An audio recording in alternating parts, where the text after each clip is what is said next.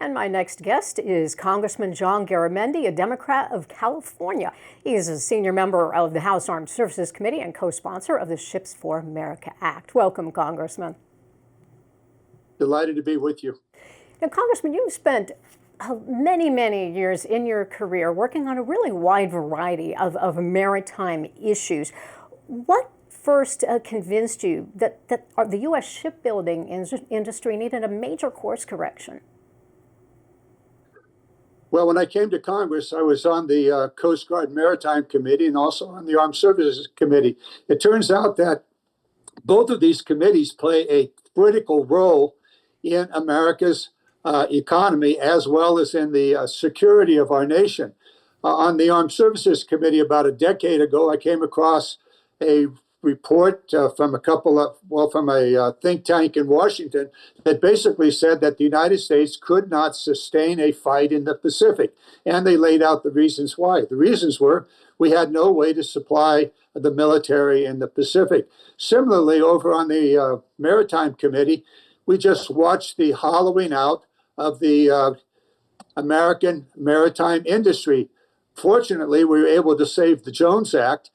But if that had gone, there was a major effort to do away with that. We needed, because of these two, to rebuild our maritime industry. And the Ships Act is a result of about 10 years, 12 years of work on my part and on Senator Kelly and our other two members of our group that put together the Ships Act.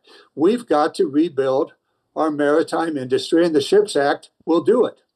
Congressman, when you look at where the U.S. is and where it needs to be in this sector, what single gap would you say alarms you the most? Well, what's alarming is that the United States was once the largest maritime country in the world, and we simply gave it away. We ignored it, and it's critical for our economy.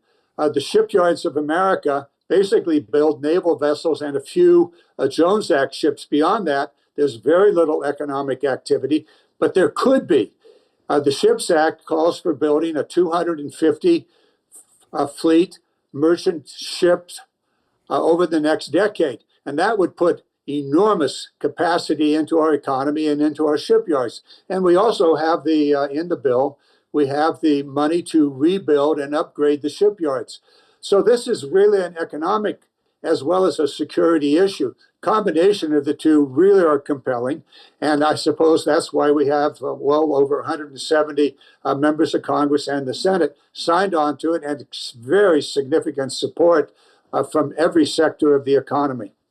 So, Congressman, when you talk numbers, you look at the United States having some 80 U.S. flagged ships in international commerce, compared to China that has some 5,500. Now, you say the Ships Act wants to add 250, but how should we then think of the goal here? Because we can't match China ship for ship. What are we really aiming for? Well, we're certainly not going to be able to match China. China significantly subsidizes its shipbuilding industry. The United States has not done that, but the Ships Act restarts previous programs that did provide subsidies and incentives to build ships in the United States. We can build ships, once again, 250. For example, they say cargo is king, and indeed it is. In the Ships Act, we have programs to compel American cargo, this is foreign aid and other kinds of military cargo, to be on American ships. That's one piece of it. We also provide that the export of oil and LNG be on American ships. The combination of those two will provide the economic factors to build the ships, probably 50 to 60 ships just on the petroleum side of it, and probably another 20 or 30 on the military and international aid programs. And so what we do here is to set the stage for rebuilding our industry. No, we're not going to build 5,000 ships. We'll build several hundred over the next decade if this bill becomes law. And that will energize and give the opportunity to improve our port facilities, to improve our shipyards, and to set the stage for the future. And there's one more piece of this. The Jones Act will continue. The Jones Act, there are ships being built in the Jones Act fleet. But what we want to do with the Jones Act fleet is to make those ships militarily useful. For example, the roll-on and roll-offs, that those be built to a standard that you could roll an Abrams tank onto a ship. And similarly with the oilers that are out there in the Jones Act, build those so that those could be militarily useful and called into service when needed, just like the airplanes from the various air fleets are available to the military on call. So, Congressman, you are the top Democrat on the House Armed Services Readiness Subcommittee. So you I think right there we're kind of answering my question a bit. I wanted you to help our viewers understand how, by improving the commercial fleet, how that impacts military readiness. Well, there are two different pieces to this. One, readiness of the military is you've got to be able to get to where the fight is. If the fight's in the Pacific and similarly in Europe, how do you get the men, equipment, personnel, the munitions, and the rest there? You're not going to be able to fly enough by airplanes. You're going to have to use ships. Do we have the ships available today? No, we don't. Do we have the oilers to sustain the fleets in the Pacific or in the Atlantic? The answer is no, we don't. And so what we're talking about here is to use the Ships Act in a way that would provide us with the opportunity to have these ships available if they're militarily useful. And that can be done with a small stipend, an additional incentive that you build into the program. And the program does have a incentive for the ship builders. They're going to be subsidized, just like China and Korea and Japan subsidize their ships. So it's all there. With regard to the national security issue, this is a profoundly important piece of this whole puzzle. So we have the economic piece here in the United States, building our economy, getting the jobs out there, and we also have the national security piece of it. Another part of this is, where are the mariners? Where are the men and women that are going to be building the ships? Is there a Rosie the Riveter or a Wanda the Welder out there today? Well, we need to build into this program the necessary skill sets, both at the shipyards and on the ships. And the legislation does exactly that.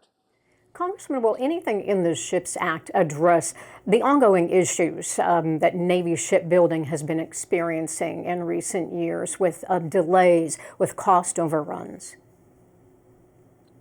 Well, this is a major problem for the Navy. Part of that is that the requirements, once the contracts are made, the requirements are often changed, sometimes changed in a way that basically you got to start all over again.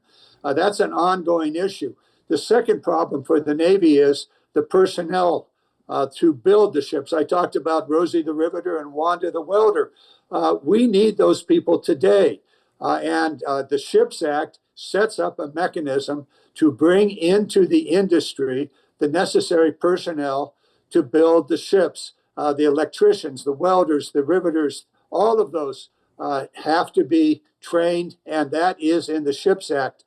Secondarily, we also are increasing the capacity of the maritime academies. And finally, the mariners themselves, as a specific program here for the mariners. How does that affect the Navy?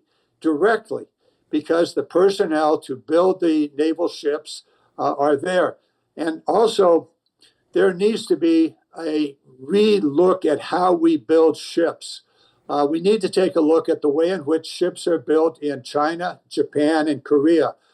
We don't do it that way in the United States. We should, we can. If this bill passes, we will adopt those shipbuilding techniques that are now being used very successfully in other countries. Congressman, what are they doing in other countries that is different? How are their techniques different? Well, what they're actually doing is what we did during World War II when we built the Liberty ships. We built them in pieces. We took the various parts of the ships.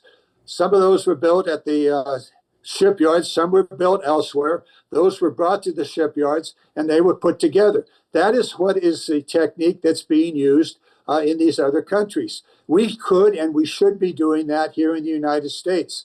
Going back to what we did, I don't know, 70, 80 years ago, build these things in component parts.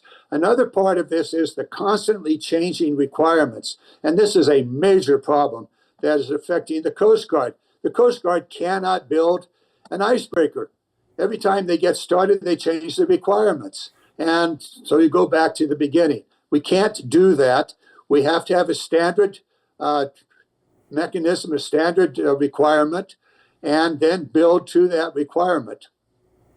Congressman, you have built quite an impressive coalition for the SHIPS Act. You've got Democrats, Republicans, labor, industry. What do you think the outlook is for a vote for this measure to move forward? I was interviewing Senator Young just a few minutes ago. He said not until next year, 2026.